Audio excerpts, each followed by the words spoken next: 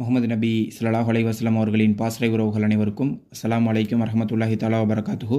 கண்ணியமிக்க அல்லாஹ்வின் நல்லடியார்களே, இன்றைக்கி நம்ம பார்க்க போகிற ஹதீஸ் அப்துல்லாஹ் பின் மசூத் ரலியல்லாஹு அன்ஹு அவர்கள் அறிவித்ததாக நூல் அஹமதில் இருக்கிறது.